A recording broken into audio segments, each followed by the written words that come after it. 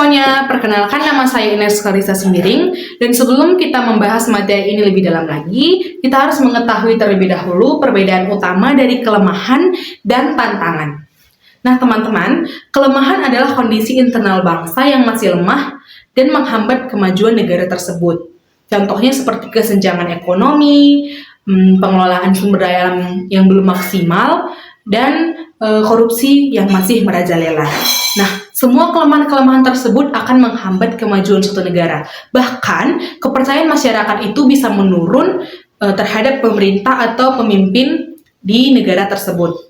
Nah, berbeda dengan tantangan adalah ancaman atau hambatan yang harus dihadapi suatu negara yang biasanya itu berasal dari luar. Contohnya seperti radikalisme, konsumerisme, dan pengaruh budaya akibat globalisasi, teman-teman. Jadi, kita bisa menilai suatu negara tersebut dari bagaimana mereka menyusun strategi untuk menyelesaikan tantangan-tantangan tersebut, teman-teman. Jadi, kita bisa menjadikan tantangan menjadi tolak ukur bagaimana negara tersebut bisa menyusun strategi yang terbaik untuk menyelesaikan semua masalah tersebut. Halo semuanya, perkenalkan nama saya Maria Ceciliana. Di bagian pertama, kelemahan, saya akan menjelaskan mengenai kesenjangan ekonomi. Nah, jadi teman-teman, kesenjangan ekonomi artinya adanya perbedaan mencolok antara kelompok masyarakat dalam hal kesejahteraan ataupun akses terhadap sumber daya. Nah, jadi teman-teman, bisa dibilang ada sebagian masyarakat yang hidupnya berkecukupan, bisa mendapatkan pendidikan yang bagus dan pekerjaan yang layak. Nah, sementara di sisi lain, ada juga masyarakat yang masih di dalam kemiskinan, teman-teman. Susah mendapatkan bahan pokok, pendidikannya juga sulit, dan pekerjaannya tidak dapat. Nah, berdasarkan persentase data Maret 2025, penduduk miskin mencapai 8,47% atau sekitar dengan 23,85 juta orang. Nah, jumlah ini menunjukkan bahwa kemiskinan masih terkonsentrasi di pulau ataupun kawasan tertentu. Nah, adapun yang membuat kesenjangan ekonomi ini ialah sumber daya manusia dari daerah tertinggal sering tidak bisa berkembang. Nah, ini aku ambil salah satu contohnya. Mungkin kita nggak asing lagi, yang dimana ini terjadi di Padalarang, Bandung. Nah, ada seorang beliau membuat inovasi plastik sampah dari paving block. Nah, kalau teman-teman belum tahu paving block itu apa, paving block itu ialah gunanya untuk menutupi permukaan tanah seperti tanaman ataupun jalanan. Nah, beliau ini sudah membuat inovasi dari 2016 sampai sekarang. Beliau sudah bahkan membuat mesinnya sendiri dan membuat rumahnya sendiri khusus untuk inovasi tersebut. Nah, bahkan mesinnya sudah berhasil uji lab, uji emisi, dan lain-lain. Nah, tapi apa yang dilakukan pemerintah? Pemerintah tidak melihat sama sekali pun inovasi beliau. Dari 2016 sampai 2025, pemerintah tidak membuka mata mengenai inovasi beliau. Padahal kalau misalnya inovasi beliau dilihat oleh pemerintah, menjadikan inovasi yang lebih bagus untuk Indonesia. Selamat siang Ibu Guru dan teman-teman sekalian. Perkenalkan, nama saya Agus Purba. Jadi saya ingin menjelaskan tentang pengelolaan sumber daya alam atau SDA belum maksimal. Jadi pengelolaan sumber daya alam atau SDA belum maksimal berarti potensi alam yang dimiliki Indonesia itu seperti tambang, hutan, laut, minyak, gas, dan energi terbarukan belum dikelola secara optimal, berkelanjutan dan adil bagi kemakmuran rakyat. Dari total kerugian itu adalah 1.028 triliun, lebih dari 85% datang dari deforestasi, tambang, timah, dan korupsi SDA, yang membuktikan bahwa kelemahan pengelolaan SDA di Indonesia bukan hanya soal teknis, tapi juga menyangkut pengawasan penegakan hukum serta tata kelola yang transparan. Kerusakan lingkungan jangka panjang terjadi saat hutan hilang sehingga banjir, kekeringan, dan kebakaran lahan semakin sering. Keanekaragaman hayati pun berkurang dan dampaknya terasa pada kesejahteraan masyarakat serta biaya besar yang harus dikeluarkan untuk menanggulangi bencana. Sekian presentasi saya. Terima kasih. Lanjut ke materi berikutnya. Selanjutnya, saya akan menjelaskan mengenai korupsi masih merajalela. Nah, teman-teman pasti nggak asing lagi mengenai korupsi ini kan? Bahkan, berdasarkan data yang saya lihat dari BPSI, tahun 2024, Indonesia meraih peringkat kelima, korupsi terbanyak se-Asia dengan mencapai skor 37/100. Nah, korupsi masih merajalela dalam konteks ini, adanya penyalahgunaan kekuasaan ataupun jabatan untuk kepentingan sendiri ataupun kelompok tertentu. Nah, masalahnya, korupsi ini bukan hanya terjadi di pemerintahan saja teman-teman, tapi sudah menyebar di berbagai bidang kehidupan seperti sektor bisnis dan pelayanan publik. Nah, kalau kita lihat data, sejak tahun 2005 sampai 2024, ada sekitar 1.647 kasus korupsi yang ditangani oleh KPK. Nah, itu yang sudah ditanganin, belum lagi yang belum ketahuan. Menariknya, 25% dari kasus itu melibatkan aktor usaha ataupun pihak swasta. Nah, jadi bukan hanya di pejabat pemerintah saja, teman-teman. Nah, artinya apa? Artinya, korupsi di Indonesia sudah meluas, tidak hanya di birokrasi, tapi juga sudah di dunia bisnis. Nah, akibatnya apa? Akibatnya, negara mengalami kehilangan pendapatan dan pengerasan anggaran pembangunan karena uang negara bocor akibat korupsi. Nah, hal ini membuat program sosial dan infrastruktur tidak bisa berjalan maksimal, teman-teman.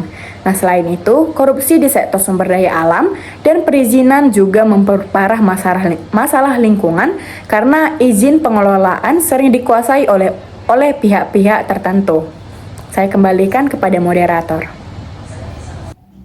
Nah, teman-teman, jadi tantangan terbesar Indonesia yang pertama yaitu kemajuan teknologi informasi. Kemajuan teknologi informasi memang memberikan banyak dampak positif seperti mempermudah akses komunikasi dan juga informasi. Namun, juga memunculkan tantangan baru seperti meningkatnya ketergantungan terhadap media sosial dan gawai. Saat ini teman-teman, banyak remaja yang lebih sering berinteraksi secara daring daripada berkomunikasi langsung sehingga menurunkan kemampuan sosial mereka dan juga menurunkan fokus belajar mereka. Selain itu, arus informasi yang terlalu bebas membuat berita-berita bohong atau hoax lebih mudah tersebar sehingga menimbulkan kebingungan masyarakat. Contohnya, munculnya berita-berita bohong mengenai vaksin ataupun bencana alam yang menimbulkan kepanikan publik dan ketidakpercayaan masyarakat terhadap informasi yang resmi. Contoh lainnya, saat masa pemilu, munculnya berita-berita bohong mengenai politik yang memecah belah pendapat masyarakat sehingga menimbulkan perdebatan yang tajam. Nah, tantangan yang kedua yaitu dampak globalisasi. Globalisasi memang memperluas wawasan masyarakat mengenai budaya-budaya luar, namun juga dapat mengikis apresiasi masyarakat terhadap budaya sendiri.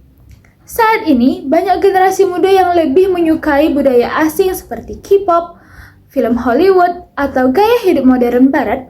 Sementara itu, kesenian lokal seperti tari tradisional, batik, dan kuliner tradisional mulai terlupakan.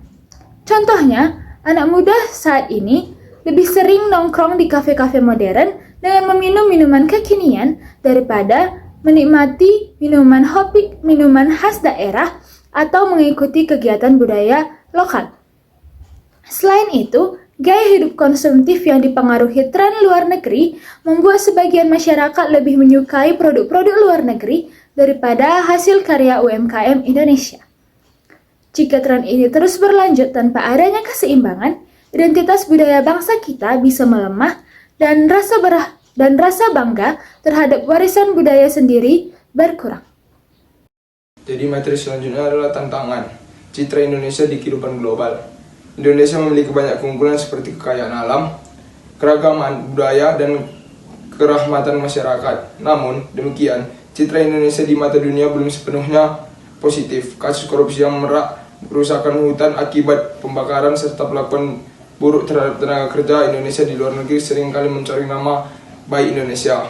Hal-hal tersebut membuat persepsi internasional terhadap Indonesia tidak selalu baik. Sekian presentasi dari saya, terima kasih. Halo semuanya, perkenalkan nama saya Ibrahim Mata Tarigan. Jadi di sini saya akan menjelaskan mengenai solusi dari berbagai tantangan yang sudah dijelaskan oleh rekan saya sebelumnya. Untuk yang pertama ialah solusi untuk tantangan kemajuan teknologi. Menurut kelompok kami, melalui pendidikan karakter yang diterapkan di sekolah akan mendorong siswa-siswi untuk berpikir kritis, sehingga tidak mudah terpengaruh oleh hoaks yang bertebaran di media-media. Selanjutnya, yang kedua ialah solusi untuk tantangan dampak globalisasi. Menurut kelompok kami, dengan diadakannya literasi budaya di sekolah, pastinya akan membantu kita untuk tetap paham mengenai budaya kita Indonesia, sehingga identitas bangsa tetap kuat di tengah arus globalisasi. Untuk yang ketiga, ialah solusi untuk tantangan citra Indonesia. Menurut kami, dengan pendidikan moral yang diterapkan di sekolah, masyarakat akan dididik untuk menjadi warga negara yang jujur, bertanggung jawab, dan berintegritas, sehingga citra Indonesia semakin baik di mata dunia. Selain itu, berikut beberapa contoh sikap yang mendukung persatuan di Indonesia untuk mencegah beberapa tantangan tersebut. Yang pertama, memakai internet ataupun gadget kita untuk mencari ilmu, bukan untuk bermain game. Yang kedua, suka terhadap budaya lokal seperti batik dan beberapa lainnya, bukan suka terhadap budaya asing seperti K-pop dan lainnya teman-teman. Dan untuk yang ketiga adalah fokus ke hal baik kita, bukan hal buruk, sehingga citra Indonesia lebih baik ke depannya, seperti mengangkat berita akses layanan masyarakat yang mudah diakses dan transparan. Sekian penjelasan dari saya. Untuk penjelasan berikutnya akan dijelaskan oleh rekan saya. Baik teman-teman, dari penjelasan yang sudah kita dengarkan bersama-sama, kita sebagai pelajar dituntut untuk menjadi orang yang peduli. Peduli terhadap lingkungan keluarga, lingkungan masyarakat, bahkan lingkungan sekolah kita. Tapi itu semua kita mulai dari diri kita sendiri. Dengan peduli, kita bisa menciptakan lingkungan yang harmonis, lingkungan yang damai, dan bahkan bisa mencapai kemajuan negara yang lebih baik lagi di masa yang akan datang. Nah teman-teman, dari presentasi kami dapat kita simpulkan bahwa kelemahan dan tantangan yang ada di Indonesia saat ini berakar dari perilaku dan sumber daya manusianya atau rakyat di Indonesia sendiri teman-teman. Jadi kita sebagai generasi milenial harus mampu beradaptasi dengan perkembangan dunia saat ini dan mampu menjadi pelajar yang berintegritas, berkarakter, dan mampu mengamalkan sila-sila Pancasila di kehidupan kita sehari-hari.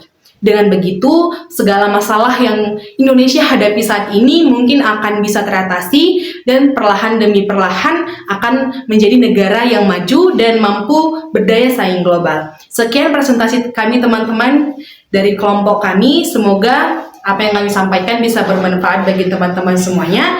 Dan kesalahan kata baik disengaja maupun tidak disengaja kami mohon maaf. Sekian dan terima kasih.